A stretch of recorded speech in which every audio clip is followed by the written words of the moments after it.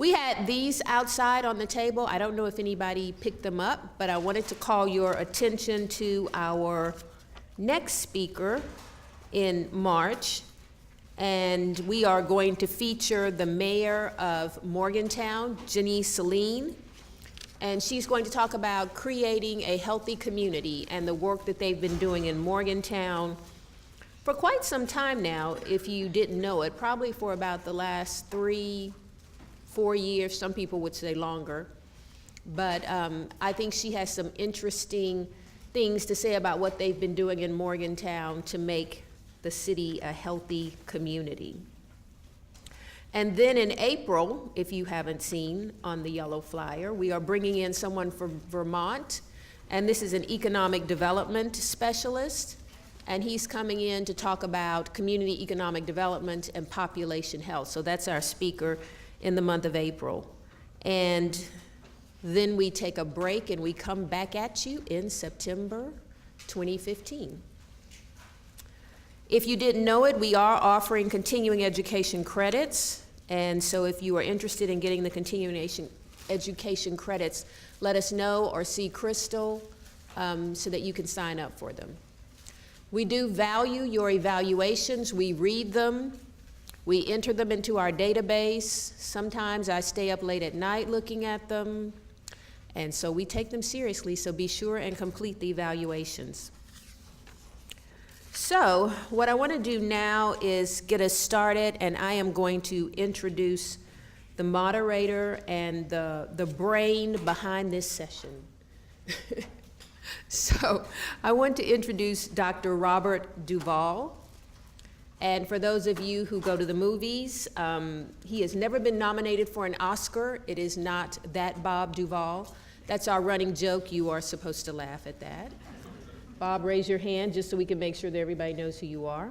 All right. Dr. Duval received his PhD in 1984 from Florida State University and joined the WVU faculty as an assistant professor of political science. He has served the university in a variety of capacities over the years and is currently the interim chair of health policy management and leadership in the School of Public Health. He is engaged in a variety of research endeavors in the areas of public policy, foreign policy, environmental policy, and statistical methods for research.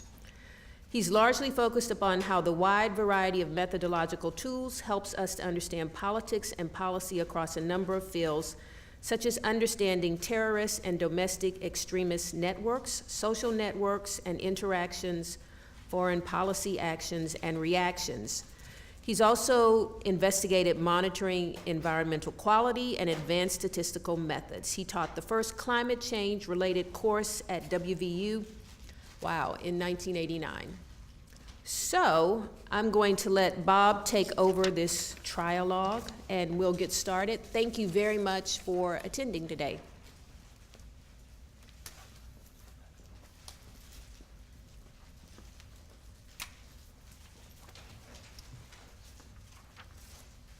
I think the only brainy thing I did about this discussion is when Laurie talked to me about doing it, I said, oh, who can I find to do it instead of me?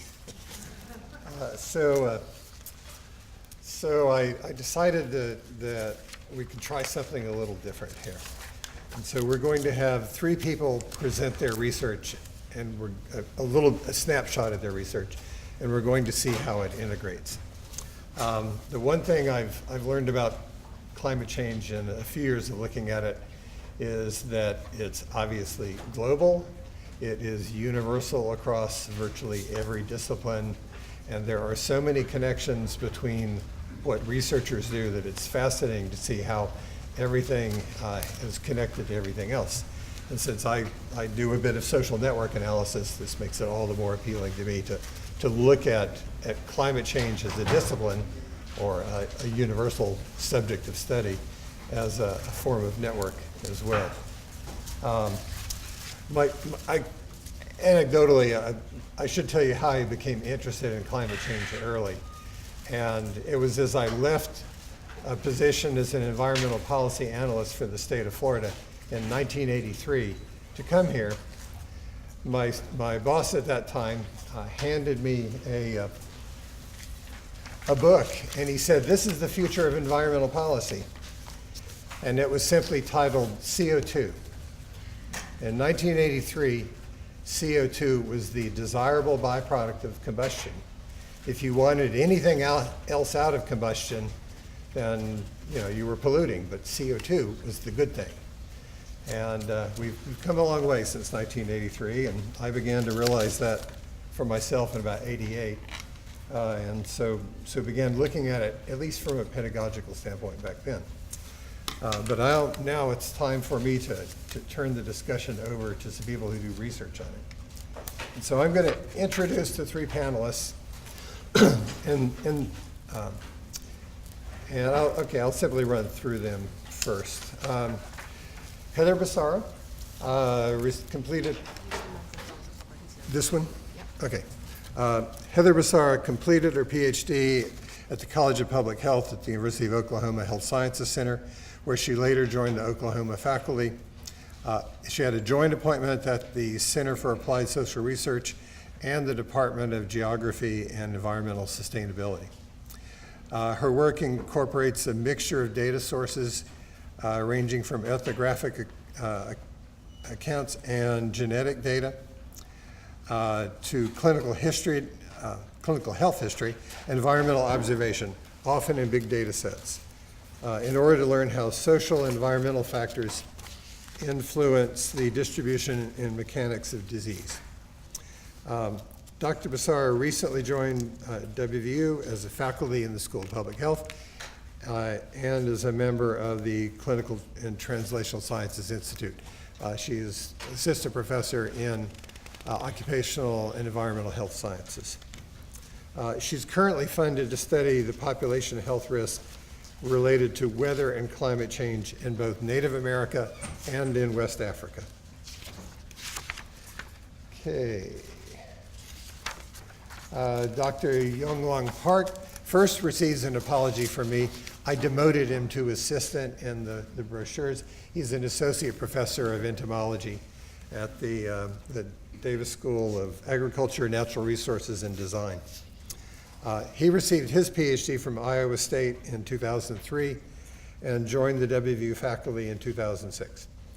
His research interests include entomology, the geospatial ecology of insects, integrated pest management, and the spatial interaction between insect and plant diseases.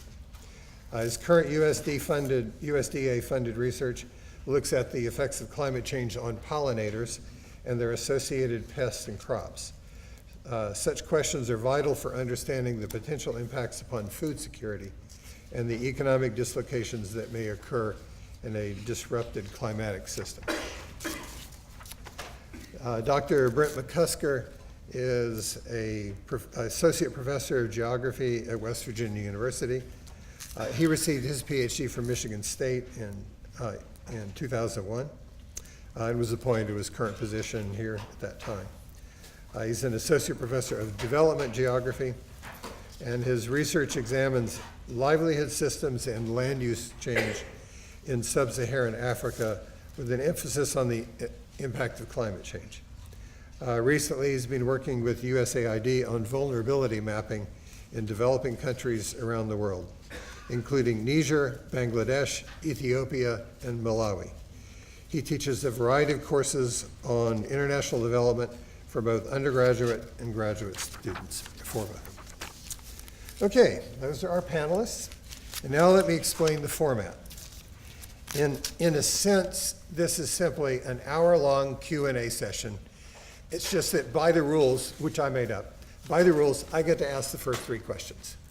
And so the format will be this. I will ask each panelist a question that they're going to answer in terms of their research and make connections to public health and West Virginia public health to whatever degree they seem to feel appropriate at that point. And then after each panelist has given their long answer, the other two panelists may make a couple of comments about how what they're doing tied to their research as well. And again, the intent here is to give to kind of flesh out the understanding that climate change is a very interconnected discipline to study. and that we should get the feel for that to some degree. And at the end of the three presentations, then we'll open up the floor for some other questions. Okay, having said that, I'll ask Dr. Basara the first question. Dr. Basara, public health is all about disease. Maybe some other things too, but all about disease. So how does climate impact disease? These areas seem to be disconnected. Is there data linking climate to health outcomes? Or is this just like Ebola, or should we worry about climate disease in the US?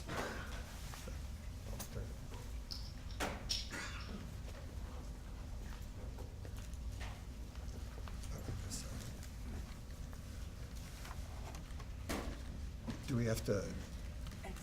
And then this is down here. X out.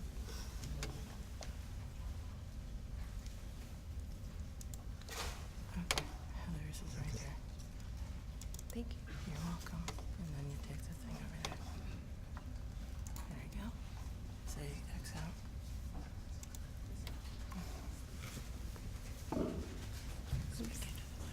Okay, thank you, Dr. Duval. So the question about how climate is related to disease is one of the big issues that people raise when they hear about climate change. And we talk about climate change, and there's a lot of discussion about who done it and what it means and what's actually happening.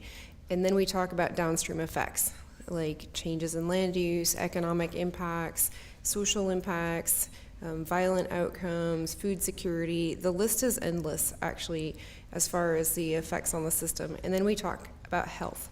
And if you're not aware, climate is something that is measured or observed over the scale of decades. And the more decades you have to observe, the better. So the unit, like the basic unit of division, is like 10 years. So how does something that is aggregated on a decadal scale influence people? And how are those things related? So what I wanted to show you or talk about are those connections and the kind of data we do have, and then the glaring holes in research, because there are glaring holes. So I totally agree with Dr. Duval that this is a highly interdisciplinary area of research, and it is probably the most important environmental health problem facing the global population, regardless of what causes it, regardless of whether the carbon fluxes or the concentrations are anthropogenic, whether they're natural. It doesn't actually matter, because the issues that come from this are very serious, and they're real, and they do affect people. So I think we should, this is my plug, to put the politics aside and think about the issue as a scientific issue and as a human issue. It's also arguable that this is one of the leading environmental justice issues of our time, and so how we address these problems and think about them has a lot to do with the different kinds of populations we have on our Earth. So this is a figure that was in the New England Journal of Medicine very recently, and it's Anthony McMichael's figure, and he had written a perspective piece. He's been writing perspective pieces on climate and health for a very long time, and is well regarded. But what he's done is essentially look at the primary environmental and social impacts of climate change, things that are directly changed or directly influenced when the environment shifts. So when we talk about changes in global patterns of temperature, precipitation, and all the other variables that go along with it, you're talking about major perturbations of ecosystems. So the way that we think of the world naturally is completely different, but it changes incrementally over time. We're not talking about massive shifts in temperature, but it doesn't take much to change a system. So any of you who've thought about complex topics or complexity or system science, you know that you change a little thing and then you change a lot of things indirectly. Most of the disease impacts are indirect influences of climate change. So they're complex and they're difficult to discern because they're not straightforward or linear. I mean, things like, hypothermia or heat stress or heat stroke are very obvious, and those are very serious, but honestly, the numbers are very, very small. And those kinds of mortalities are easy to prevent, they're easy to intervene on, and that's not the problem we're talking about. So just as far as you can see, the most easily understandable link is the link between environment and infectious disease. We see those linkages quite straightforward. The kinds of the temperature, precipitation, humidity, wind, you could think about this fairly easily in terms of a vector or the spread of a microbe. What we don't think about, though, are the chronic diseases and how they may be influenced by things like thermal exposures or heat stress, and how that may vary in different populations, how the demographics and the culture and the behavior or the behavioral risk factors or the underlying morbidities in those populations may predispose some groups to being more susceptible than others. So that's a long time on one slide. These are the kind of risk categories. And so you can see primary risk is something that is a direct biological consequence of heat waves. Most of us remember the 2003 heat wave in Paris, right? Thousands of people died. I'll get to that in a second because it's actually really interesting because there was another heat wave in 2006 in Europe, and the mortalities were a lot fewer, mostly because people were prepared. The government was prepared. They had policy in place. They were far more aware of the situation, and so you'll see I'll show you the numbers from that in a second. Anyways, one of the interesting things are the tertiary effects, and this is something that we've started to see in the work that I'm doing, and it's things like depression or people showing up at the emergency room during a heat wave because it's a cool place. It's a place that has air conditioning and water, and it's comfortable. It's more comfortable than their home. And these are really interesting social responses to what is arguably an environmental exposure. So the climate-sensitive diseases. What I want to talk to you about is how climate actually affects people and why these are called climate-sensitive diseases. So if you think of climate as a decadal something that happens on a decadal scale, and when we talk about climate norms, you're averaging over 30 years of observation. So that's a lot of data or a lot of trend with noise, or a lot of fluctuation in the temperature and precipitation patterns for a region. So climate affects people through weather. We all experience weather, cold days, hot days, humid days, windy days. And if you think about it, this is an exposure just like you would expect any other kind of an environmental exposure. What you do, where you are, how long you're in those conditions has impact on how your body deals with stress and what the outcome will be. So we are my work is interested in examining the effects of exposure to extreme weather.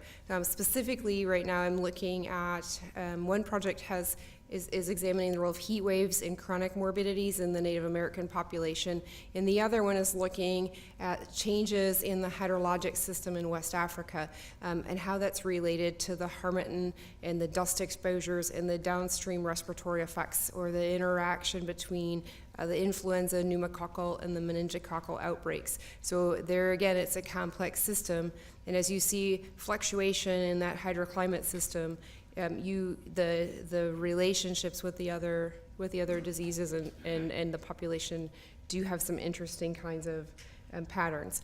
So anyway, these are the major ones, and this is summarized from the National Institute of Environmental Health Sciences. They did a report that they published, I think, 2010 in the Environmental Health Perspective, so you can look through that and see. But they essentially do a really good job of listing almost every disease they can think of. And to some extent, you could read that with a little bit of cynicism and think, oh, they just put everything in there. But when what the message really is that this is a problem that affects everybody, and whether the effects are direct or indirect, those impacts and those influences are real. That's what Bob was saying, is we have to think about these things in a very interdisciplinary way. So I'm going to go ahead. Heat waves are the most prominent cause of weather-related human mortality. Most of the work here has been done in mortality and not morbidity because it's a lot easier to count dead people than sick people. And some of the vulnerabilities or the populations most susceptible I've articulated there for you. What's been observed to date, other than a lot of people worried about theoretical mechanisms, is that there is an excess in all-cause mortality or natural deaths. In 2006, the heat wave in France, there were only 2,000 excessive deaths due to that heat wave. Most of those deaths, the causes are still unknown. And then from the data that have been analyzed from that European heat wave, you can see the distribution of the three big diseases where the cause of death is known. And obviously there's a lot missing there. So the big one that got all of the global attention, and what's interesting is that it was almost 15,000 deaths in excess of the expected death rate for that period of time. What I think is interesting is that the excess in deaths follow the same pattern of increase in temperatures. And that's a shocking kind of a trend. When we're thinking of morbidity, we're looking for lag times, or the time between exposure and the onset of acute symptoms. The other important thing to note on this work is that minimum temperature, so the overnight low, seems to be one of the most important things. It's not the daytime high. So it may be 40 centigrade in the day, but those nights that don't cool, those are the days where you have the most risk for acute outcomes. So I think that's a pretty interesting component. There's the plot of deaths by day in August. It was a 15-day event, so that's a fairly long standing heat wave. I have one in my study that's like 40 days long, and I lived through it, so anyways, but you can see temperature on that one axis, the number of deaths, and then the day of August for that. And then the dark blue plot is the maximum temperature, and the light blue line on the bottom is the minimum temperature. And what people think is that the minimum temperature is related to the way that the body recovers overnight, and that overnight recovery period is really important. So our challenges is that the health outcomes, they're not straightforward.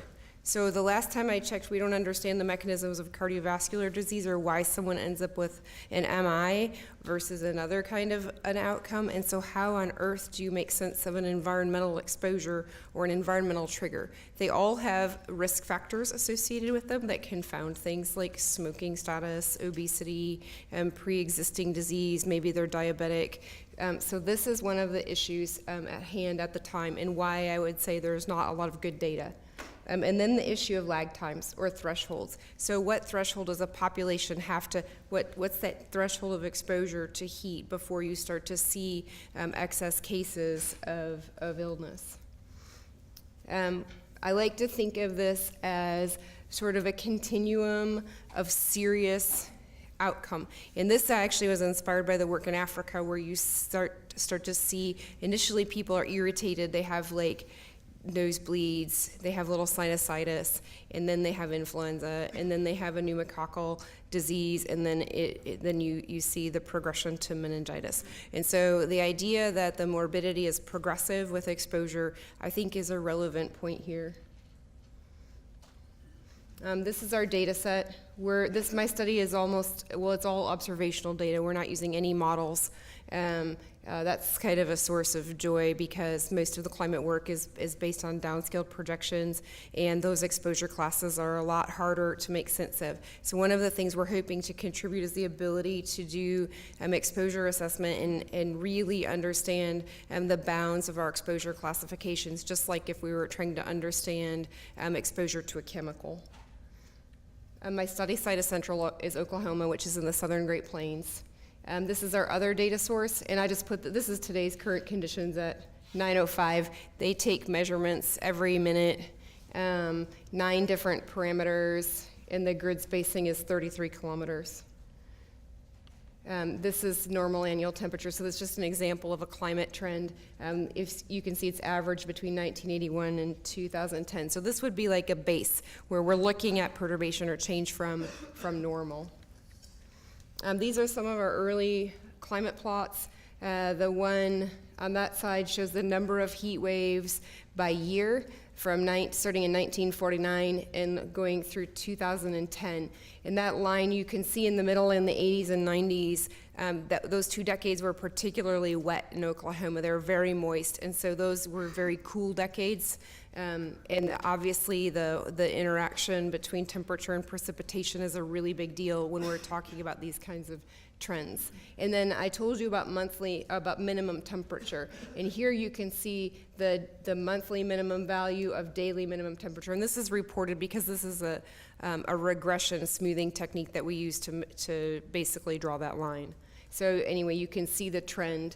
And one of the things we'll report with this is literally what the slope of heat waves looks like over the last 60 years, and basically to demonstrate an answer to the question of whether heat waves are becoming more intense and more frequent or not. This is the interdecadal variability of maximum temperature, and that's an objective analysis or a spatial smoothing technique. And you can see, so the first decade is 1961 to 1971. There's the 80s, the 90s, the 2000s. Actually, wait, I forgot we had the 50s in there. So anyway, 50, 60, 70, 80, 90 in the early 2000s. And you can see the really wet years are in the 80s and 90s, and then you can see the really dry years in the 50s. It was very dusty with a lot of drought, and then again in the 2000s. This is minimum temperature. Yeah, max minimum temperatures, and you can see those track with maximum temperatures. So we are dealing somewhat with differences or spreads. My exact study site is right over the bullseye. If you can see on plot F, that navy blue, that's our in-depth study site. Definition of heat waves, these are the number of heat waves using the 3 different major definitions. And you can see this is why that exposure thing is such a big deal, is that depending on how you define the exposure, you have different exposure classes, and the strength of your epi studies are directly related to that. 1998 was the year I told you there were heat waves lasting more than 30 days. In those heat waves, the mean temperature of those was hovering in the hundreds. So imagine 40 days at 100 degrees, and you might want to actually die. There are moist heat waves and dry heat waves. This was a dry one. So anyway, a little bit of information. And then our study population is the Chickasaw Nation, and that's one of their historic maps. They are a vulnerable population, only don't say that to them because they will be angry with you. They are the unconquered and the unconquerable. They're one of the 5 civilized tribes, and they are very, very concerned about the vulnerability of their population as the environment changes, mainly because the burden of disease that they carry, this is their burden of disease. And you can see the top diagnosis codes from their health system and what they consider their most compelling issues. So they were very interested in working with us on that. So anyways, I think that's what I've got to say as far as the relationship between climate and disease.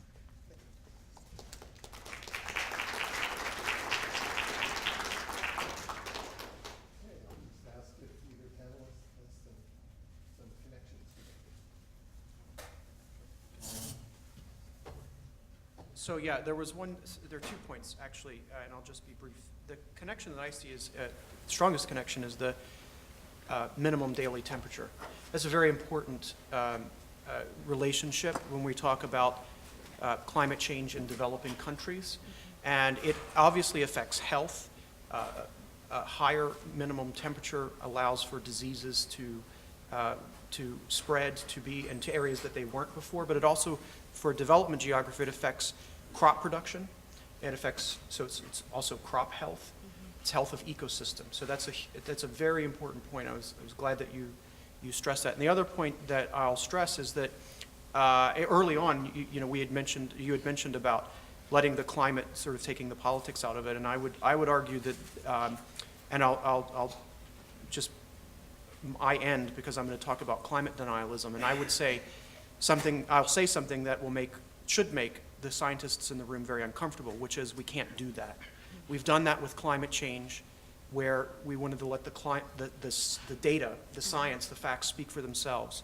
And unfortunately, with both climate change and with vaccinations, we're seeing that if we don't say things, the data will not speak for themselves. We need to say it, or other people will say and misinform, and then we're mopping up, and that's the point of what I'll say, and it's a connection, so I'll bring it back at the end, which is it makes our job so much harder at the end when we have to confront what is just misinformation and wrong information.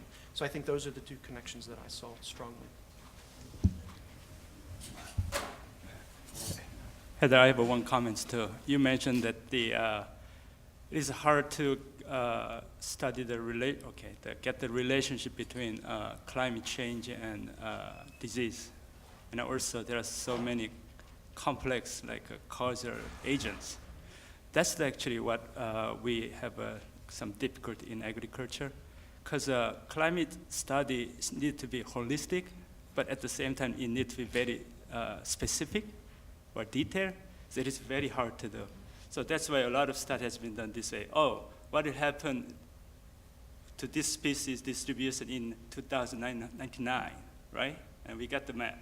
Or what happened about this species? We got the map. But they are intercorrelated. So it is hard to see the relationship. So that's why in my next presentation, actually, I'm going to talk about how to address those, how the climate change affect the relationship of the multiple organisms, not just one. Okay, two comments. First, that business about holistic and specific at the same time is indeed the major challenge. And that's something that we've grappled with, and it's taken a very long time to do because all of the data that comes in, it wasn't data that was born to be put together. It's collected from disparate sources. It has different qualities. Some of it is like ethnographic account. Some of it is like a microbiomic profile, and how do you resolve these things together over like spatial skills. And then there's the issue of boundaries, like the issues related to this work and the complexity of understanding these problems or making sense of them in a scientifically rigorous or defensible way is not, it's daunting. And I would say, and probably my colleagues also, our research groups, I'm the only public health person in my research group working on this. Everybody else is from a different discipline. And it requires a multitude of perspectives. So that's what I would say. Second comment, I completely agree with you on the politics. I think that yes, we do need to speak out in a way where we're very forthright. So, and that, I think that's what I get tired of, is having to decide whose side you're on before we can move forward and work on the problem. So I do think we should just continue to move forward and work on the problem because the problems are substantial. And yeah, I think that's great. Thank you for pointing that out.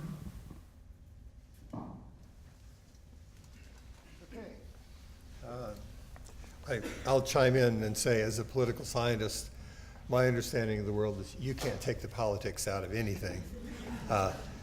In part because politics is not necessarily a pejorative term.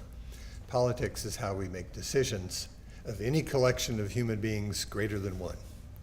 And so after that, if you're going to deal with the situation and the politics, understand it. Don't think you can remove it. So. Okay, on to our second question.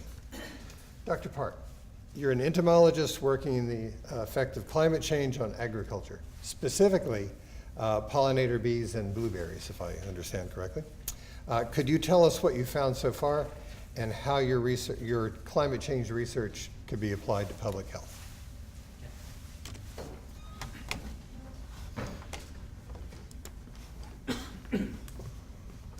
Which ones? This one? Yeah. Yeah. Always go for this slide.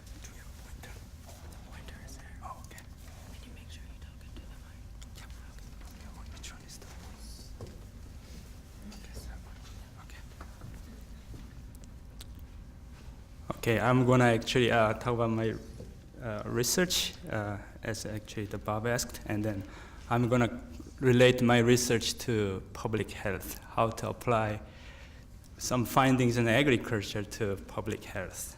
Okay, so. Okay, I'm actually conducting USDA-funded project. This is again multidisciplinary. It is impossible to do. It is impossible for entomologists to do all the jobs. So we have entomologists, climatologists, horticulturists, ecologists. You know ecologists? The studying mites. Okay, and I have aerospace engineer too. You know why? We fly drone to measure the blooming percentage in the field. So, okay. Everybody loves blueberry, right? Okay, this one is what you eat, but in the field, they have to go through all of these stages. Okay, the most important thing is blueberry development is highly dependent upon the cumulative heat unit. We call the degree days. Okay, so the weather gets warmer, actually you can harvest earlier, right? That's the kind of idea. But during actually the flowering, the blueberry needs something. It's called pollinator. So blueberry is not pollinated by wind. They need insects. So we call it entomophily. So if you look at the blueberry flower, it's kind of bell-shaped. So they need special pollinator, not just pollinator, right? So if you look at the bee, there are two types of bees. One has a long tongues. So basically, their tongues are long, and they're just short. Because when actually the flowering plants evolved 200 million years ago, actually this relation has been having co-evolving, okay? So not just one is evolving, co-evolving. So a long-tongued bee has ability to reach the elongated flowers, right? So here we go. The bee I'm gonna talk about is called a mason bee. It's a long-tongued bee, okay? So this is not honeybee, they don't make honey, but it's a very important pollinator in crops, okay? So this mason bee actually make a nest in a tube or reed or bamboo. Wherever there's a hole, they make a nest. So what they do is they leave the nest, find the flower, and then gather pollen. That's why we call it the pollen bee or mason bee. So if you look at their abdomen, underside of the abdomen, there are thick hairs and they're gathering pollen. You know why they gather pollen? Because they need to bring back to nest to raise their youngsters. So this is their nest. Okay, here we go. So this is the end, and this is the opening. So the female bees coming with the pollen and deposit pollen in there, and then she lay eggs. Okay, egg is going to hatch and eat the pollen, right? Okay, and then she also does one more thing. She actually makes a compartment using mud. That's why we call it the mason bee. So she makes it like multiple actually cells in the nest, okay? And then next year, this bee developed to adults and then fly again. That's the kind of story. Unfortunately, this bee has a parasitic mites attacking, actually not attacking, actually, they are eating their pollen. So basically, this might hitchhike, this mason bee, okay? And then go to the nest and eat the pollen, so that bee cannot develop. So this is a different nest. So this is kind of cocoon, and the yellow thing is the mites. So mites already ate the pollen, so bee cannot develop. So that's the kind of relationship between bee and mites. So if you look at this relationship, so we have a blueberry, we have a bees, and we have a mites. So mites affect bee negatively because they eat the pollen, right? But bee affect blueberry positively, right? They give pollination. The one thing is all of these three organisms are depending on temperature changes. So small amounts of changing temperature, their development or their survival can be changed. If the climate change or global warming or temperature increase affect all of the organisms equally, then there's no problem, right? But how about if they don't affect equally? We may have some advantage by having global warming, or we may have a big disadvantage by having global warming in terms of blueberry production, okay? So that's what we are gonna talk about it. So this is a bee. Bee actually flies emerge in March and April, and they do nesting in a couple of months. That's the time this bee gathered pollen for their youngsters. While gathering the pollen, they provide pollination service, okay? And during the winter, they are inside the nest and overwinter it. So now actually we are gonna look at two of them together. So now look at the mites and bees. Again, mite is very specialized to that bee. Without that bee, mice cannot survive. So here we go. So mites actually disperse by hitchhiking. We call it forestry hitchhiking when this bee is nesting, right? Makes sense, right? Again, this is a product of coevolution of millions and millions of years, okay? If we put a blueberry together, now actually we have a multi-trophic relationship, right? So this osmia bee is highly depending on blueberry, right? So now, whenever actually blueberry blooms, they have to go out and then collect the pollen. If there is a small mismatch here, one of these may not survive very well or maybe not develop very well, okay? So what I want to know is, what's the effect of like a temperature increase? Is it positive or negative to blueberry production? If it's positive, grower may not do anything. If it's negative, grower has to adopt it, changing variety, developing new variety, right? So that's kind of, we are talking about preparation or mitigation of global warming in agriculture. So what will happen? Interestingly, this is actually the insect development in general. Y-axis is temperature, x-axis is temperature, and y-axis is the developmental rate.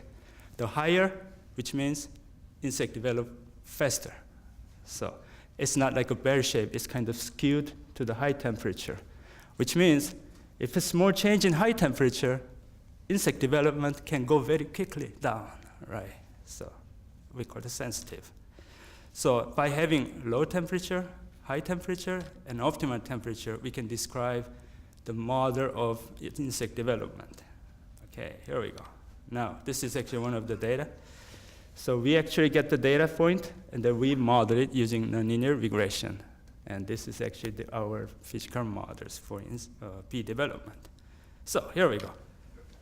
Now, if we put bee and mites together, it looks like this way.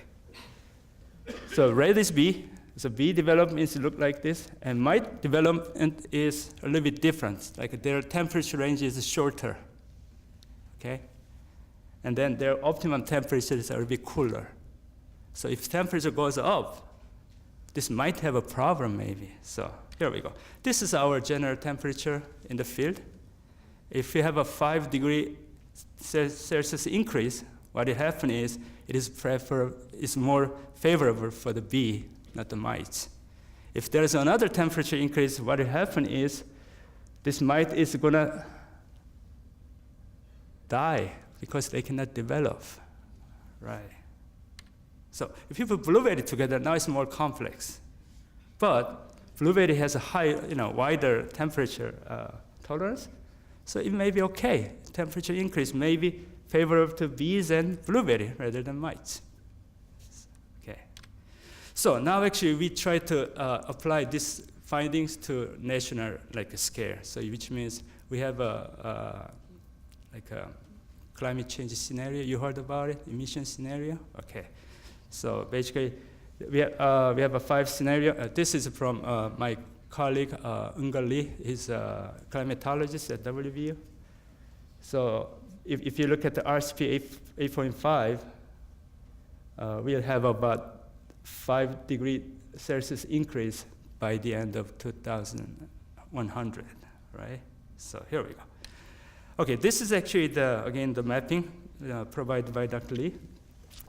Okay, this is actually May temperature. May is the time when bees and blueberries and mice are active. So here we go. So this is actually actual observation in 2010. And based on RCP 4.5 scenario, this is a prediction map. And now we get the differences between this temperature. Now you see New Mexico and Arizona is about 4 degrees higher under this scenario, right? And next one is RCP 6. And now you see Michigan has a higher temperature difference. Okay, by putting biophysical models we have for mites, blueberry, and bees into this scenario, we can generate this kind of maps. We call the risk map. So this is example, okay? So basically, this area has a higher risk of blueberry production because mite is going to do very well relative to blueberries and the bees. But this green area has a low risk, which means mite is not going to be doing very well because temperature is pretty high relative to others. Okay. So how to actually, okay, this is kind of my finding so far, and we are still conducting experiment. Okay, how to apply this actually kind of multi-trophic things in public health? It's not that difficult. Actually, let's just replace blueberry with our human, right? And then, how about mosquito instead of bees? And there are actually the fish. It's a minnow, gambusia species. Those are eating like a mosquito larva. If you look at actually this fish and mosquito larva, they are temperature dependent. So what will happen? And then we can look at it like the way we looked at in agriculture. Okay, this is kind of things like mosquito has a narrower temperature tolerance than fish. So right now, let's say this is the kind of scenario we are looking at. Mosquito is prevalent, and then if there's a 5 degrees Celsius increase in the future, then fish may have a better developmental rate than mosquito. So my point here is until we look at the relationship as well, it is hard to tell global warming will negatively affect or positively affect the systems. Okay, not only actually these mosquito cases, we have malaria, dengue, and other arthropod-borne disease are temperature dependent because arthropods are more likely cold-blooded animal. They cannot control their body in general, so it's very sensitive to temperature.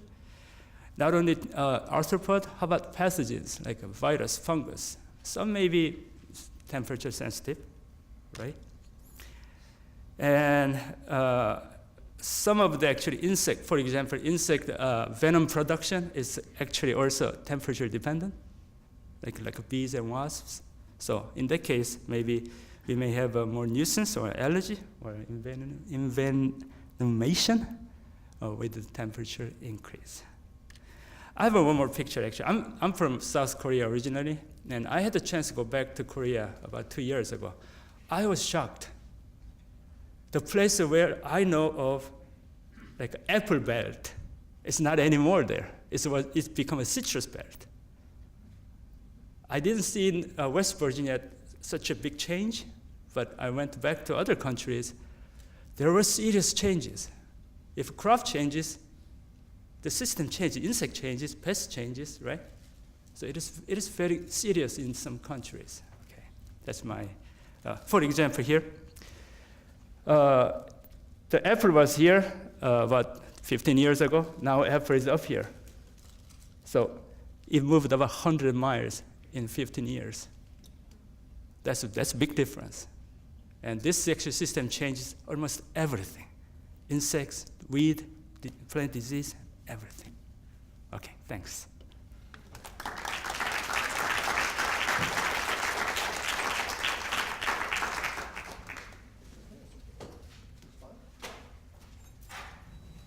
So one of the things we share overlap is the climate geographer. We have the same collaborator on very different projects. And he's in his department. So that's really, really amusing and also indicative of how spread out these things are. So also, Uncle and Jonathan Hall, also in his department, put together a proposal last fall to study, there's a new malaria in Western India, and it's a direct result of developing cropland in a place that needs irrigation very desperately. It borders a desert.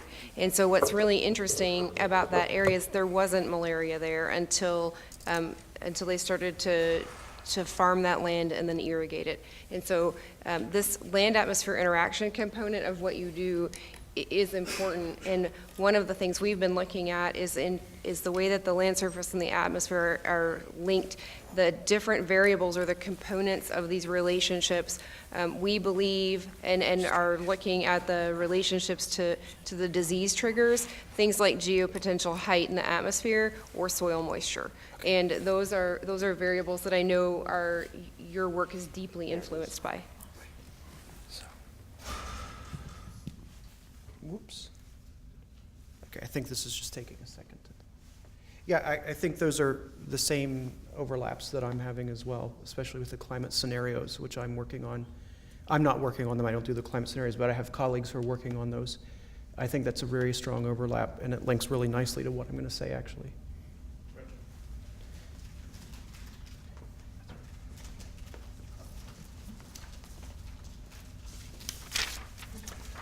Okay, on to our third question. Oh, I should say my third question. Dr. McCusker, a lot of people apparently don't believe all this climate change science. What have you found to be the challenges of communicating the impacts of climate change on population health and the development in the light of climate change denialism in the U.S.? Thanks. Just let this come back to the laptop. Sorry, I had to use the laptop because I do some animations here, and most computers don't have that software. So here comes the social scientist. You should be saying, oh no, to that one. Or as my students call me, the socialist scientist. And so what I wanted to do, I wanted to back up a little bit for you. I think with climate change issues, it immediately puts up a response in our brains. There's an immediate reaction. And what I wanted to do is to back up a little bit and talk about why this is such an important issue in terms of human vulnerability. And then I wanted to talk about the challenges that denialism has put in front of me. I work in sub-Saharan Africa, and it is difficult. It is expensive to communicate these sorts of issues, and I'd like to just tie that into what happens here in the United States. The other thing I have to say is I have worked for and I have worked with the United States Agency for International Development, and absolutely none of my comments here today represent that agency. I would be clear there. I don't represent USAID, even though I work with them quite a bit. They would never want to associate with these comments, trust me. So what I want to do is just go quickly through, it keeps flipping, go quickly through a couple of examples of vulnerability to show, I'm not sure why the projector keeps going back, sorry. It doesn't like this software. I want to talk about the fact that human vulnerability is really key to understanding the impacts of climate change on human health. I don't work greatly in the health field. I work in human vulnerability, I work in development geography. However, I have had to confront the issue of human health as I look at vulnerable populations in sub-Saharan Africa, and I'm going to show that, hopefully if this cooperates, I'll show that here in just a second. Climate denialism makes this difficult. It makes us have to re-argue cases. It makes us have to spend time on things that we've covered 100 times. It gives people who have other political agendas opportunities to derail public health issues. And so it actually becomes a daily problem in some cases. And so we're not as effective at helping vulnerable people adapt to, and that's in the social sciences, we look at how people will adapt. And in the developing world, we look at adaptation rather than mitigation. Mitigation is countries that are, in effect, causing the problem, changing those behaviors, those economic behaviors, those societal behaviors that contribute to greenhouse gas emissions. In the developing world, those countries really haven't contributed much to emissions, and so we talk about adaptation. That's just to get us on that page. So, we spend a lot of time focusing on that. And so I wanted to talk about what that means and how we relate that. We do have methods in social science. I know a lot of people just think we get a Ouija board and contact Karl Marx. That's not true. We do have methods. So I left this slide in because I'm trying to keep us to time. And so what we do is we start with our development question, which for us is how does human vulnerability precondition what we can do for populations around climate change? The world is highly unevenly developed. We know that. Super rich places next to super poor places. That is not something we can just gloss over and start with the question of how will climate change impact people. We have to deal with the uneven nature of our political, economic, and social systems across the globe. And I say political because some governments have the will to adapt and address climate change, but they don't have the ability, the politics, the political infrastructure to actually do the work. And so in those cases, we also assist those countries with information, but also with prescription. So we raise our development question. We do acquire data. It is very difficult, and I take Heather's point very seriously. It is very difficult to gather data on people. And it's extremely difficult to gather data on people in the developing world. The infrastructure is just not there. So we do have some data sets recently in the mid-2000s that have been collected, large data sets, 4,000 and 6,000 and 10,000 households, that we've used to look at the distribution of vulnerability. Now, what economists have always done is they've always had these sorts of data sets in terms of econometric indicators, and they've said, what an economy looks like. What they haven't done is map it. And so we take that and we map it. We show the differences because in an era of very, very lean budgets, USAID wants to know if I only have $5 million to invest in a health project, where am I going to put that money? Well, you can't take a country the size of Niger, which I'm going to show you next, and just spread it thinly across the whole country. It would be ineffective. And so one of the questions they came to me to ask is how can we target or geographically prioritize one region over another?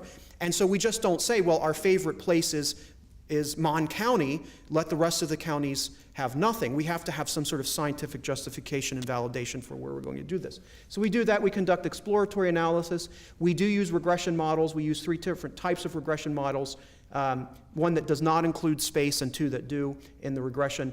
And we consult our subject matter experts. Sorry, I forgot to spell that out. I get jargony because I work with the federal government. Subject matter experts who come back and tell us, this is not my experience, this is my experience. And then, because I'm a geographer, I do maps as my communication devices because I think that helps us. Because as everyone knows, maps, like statistics, never lie. And so I look at the spatial distribution of vulnerability, and then I look at correlating factors to that, one of which is health. And I'll show that in just a second. So I say, what is vulnerability? What is the specifics? Where is it located? What's correlated to it? And how do we then take in a development context a recommendation to policymakers on how to approach the topic? Now you can see if we deny that this is actually a problem, it confounds policymakers at every step of the way in their action. And I have been in meetings where we're limited and we can't say the words climate change. And so we're always finding these workarounds for the issue. So this, it's inefficient. It's economically very inefficient. So we look at the shocks to a livelihood system. We say, what are those shocks and what are the factors? For most of our African countries that we're doing, I'm also working in Bangladesh and South Asia, just slightly different. But for most of them, we can say it's one of these 5 or many of these 5 categories of shock. And by a shock, I mean you have your normal livelihood and something profound happens that disrupts it. Agriculture and livestock, weather, financial, health, and food prices. Those are the big categories of things that cause a household in sub-Saharan Africa to suffer. And I'll focus here in a second on the health aspect. So we did this for Niger, a country in West Africa, surrounded by instability, surrounded by violent extremist organizations, and the U.S. Special Operations Command came to us and said, we cannot, we want to support development in this, in West Africa. We do not want this to be left out. We want to figure out ways to help USAID do better development so that we don't have to intervene militarily in West Africa. And it's a planning exercise. There's nothing in, so again, it's just a planning exercise. It's going through data analysis and such. So this is the first time AID had ever seen this type of data mapped, where you can actually take a map of a country and show the agency where exactly vulnerable people live. And we did that because we had a large household survey. We asked the questions directly to the households, what makes you vulnerable? They responded. So that map comes from household surveys, not divination of environmental factors that might make people vulnerable. It's actual questions to actual people. And so from that map, in red are concentrations of highly vulnerable people, and then the maps around the edges show you the contribution of each of those individual shocks: agriculture, food price. Let me see if there's a pointer. Yeah, there is. Agriculture, food price, weather, financial, and health, with red being more severe. Now, you're saying, hey, you said health was important, but your map says it isn't important because it's all blue, which means low vulnerability. Not true. In Niger, households have become so used to malaria and diarrhea, chronic diarrhea and malaria, they no longer report it as a shock. That's a big problem. That's a huge problem, that households no longer report these things as problematic. We went into the health data and we found that the prevalence is very high, and it is affecting households in terms of their capacity to produce food, these are mostly subsistence farmers or subsistence livestock owners. And so health is important. It's just not showing up in that vulnerability map. Oh, sorry, I forgot to do that. In that vulnerability map.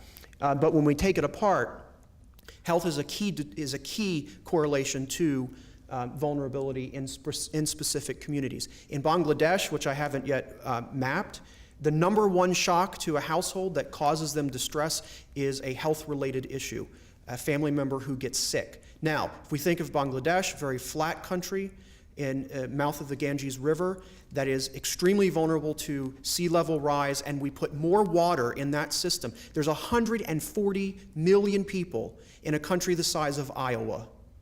That's everyone east of the Mississippi in Iowa. 140 million people. The population densities are enormous. Now add more water to that system and see what happens to public health.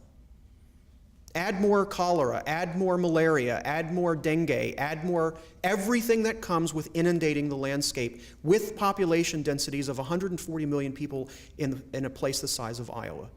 And you have huge vulnerabilities that climate change just blow right out of the water.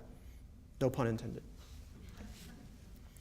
So we look at some of these factors, and this is where health comes in to be very important. And I've chosen food price shocks here because I can then show you the relationship of other variables. So the age of household head, the share of male labor in the household, male to female ratio, whether or not the household is mixed ethnicity. That impacts how vulnerable a household is going to be to a food price shock.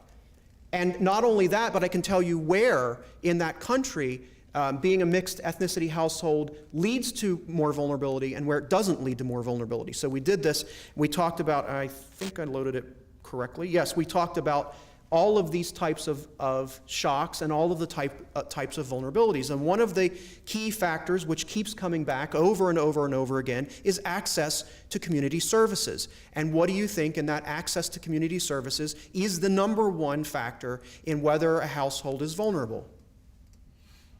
Access to health care. It kept coming back over and over and over again. Now, we were dealing with this and we were seeing the impact of this. Now, if we change Niger's climate, and make it drier and we turn up the temperature, and yet we haven't invested in the public health infrastructure because we don't have the funding for it in the development donor community, that obviously then we can track the effect of that change within. So that's why we start with vulnerability. And that's why I decided to just actually turn my talk inside out, or backwards to forwards, because I thought that would help give a real understanding of why we do this the way we do. So what really matters in this case, gender and age, the location of the household, the provision of community services, and I've highlighted there that the number one of those is whether or not a household in Niger, this is Niger, has access to a health clinic. I'm predicting the future, and I'm expecting that we're going to see that as well in Bangladesh. This is Ethiopia, where we've started analysis. And many of us who are in the room who remember the Ethiopian famines in the mid-'80s remember the horror that brought about. And I bring that up because if we turn up temperature and we turn down precipitation in sub-Saharan Africa, that is what you're looking at. I can't be more blunt than that.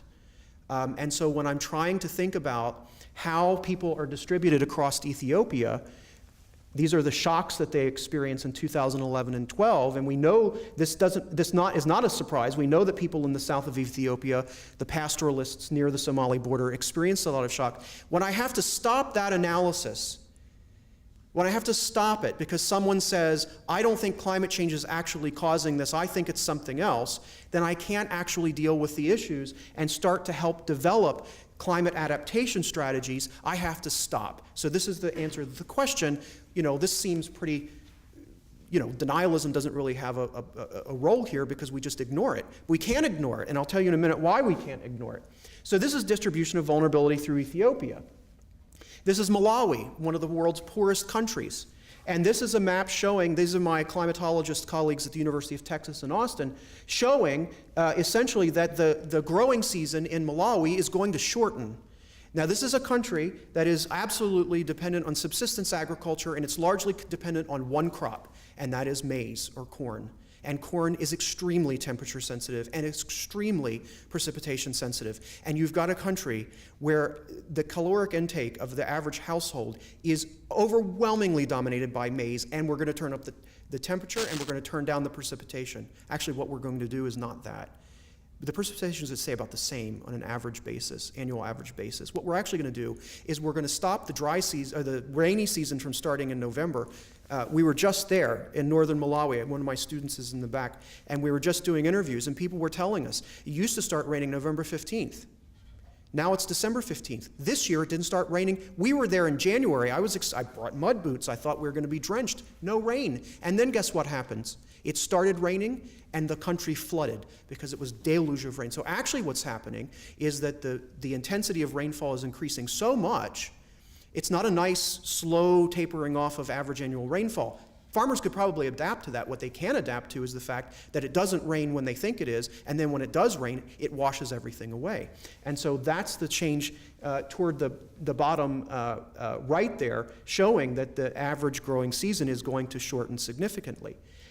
This is showing all downward trends in terms of the average growing season length. The middle bars here, I don't know why I'm pointing, I have one of these. The middle bars here in these charts show the control group mid-21st century and late 21st century. You can see we didn't do the smoothing. We haven't gotten there yet. But you can see this is all trending downward in terms of length of growing season. When 90% of the population are directly dependent on some sort of agriculture for their existence, that is not a good thing. When I have to stop, and I have to stop focusing on adaptation strategies, when I have to stop working with communities because I have to go to Congress and defend an agency's project that's doing that, that takes away our ability to actually affect the adaptation strategies that we need. And there's my point. A lot of us in the sciences ignore those sorts of things. We all have. But we have to recognize that the funding to help people adapt to climate change, the funding to help mitigate climate change, comes from Congress. And if they decide that they don't believe in climate change, we don't get funding to help people in northern Malawi who are desperately poor. You saw from the vulnerability maps, in Niger who are desperately poor. We don't help them adapt to climate change. We're not running out and giving money. We're helping develop adaptation strategies to keep people alive so that we don't have to have food aid relief every single month of every single year for the rest of our lives. Slowing that down causes problems like that. Thanks.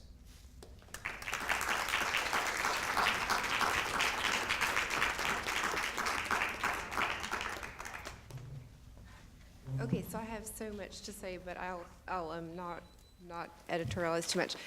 First of all, I would like to say that when my climate change project was awarded from NIH, I got a letter from my senator. I was working in the great state of Oklahoma.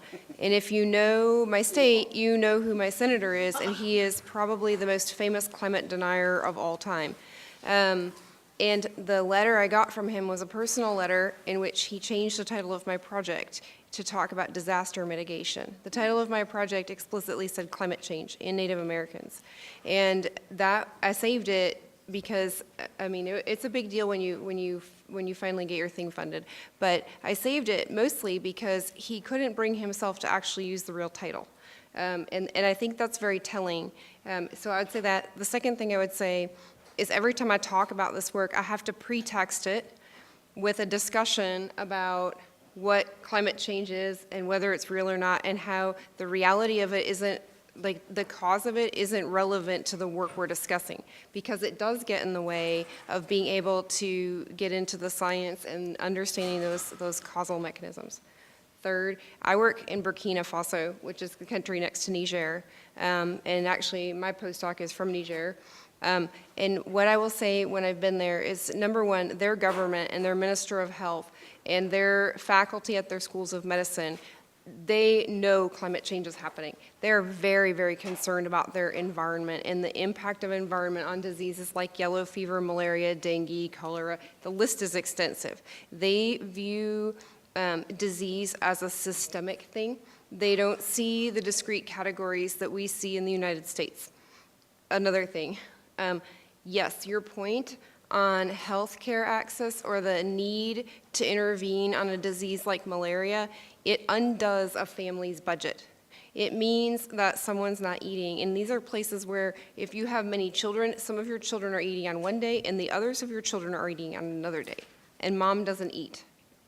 So these are very, very serious problems. And I think you did a really great job underscoring them. But our concept of climate change here in the United States is very insulated by our affluence and by our access to care. So, thank you. I want to comment about the development of climate change adaptation mitigation, because in agriculture it is hard to develop the plans for adaptation and mitigation. Even we develop it, the user has to accept it. That's the biggest problem. The grower does not accept it, then it is very hard to enforce. There is a surely political problem, but there is another, customer, so acceptance is very important. So I think in agriculture specifically, there are some more funding and more funds are coming for education of climate change rather than developing mitigation plans or others, because the agriculture is, we are talking about yield and growers. Right. Thanks. Okay, we have a couple of minutes for questions.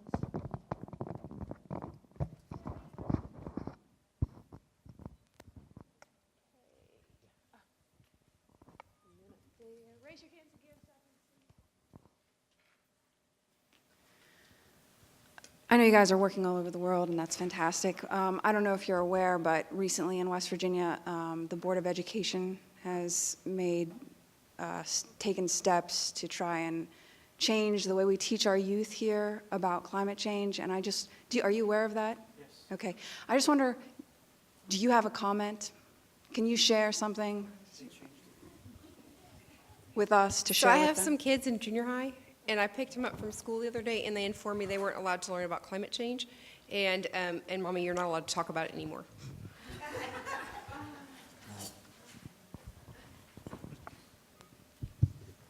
There's a nice saying that I learned in some desert place when I was traveling, and it was, if you put your head in the sand, your face gets burned.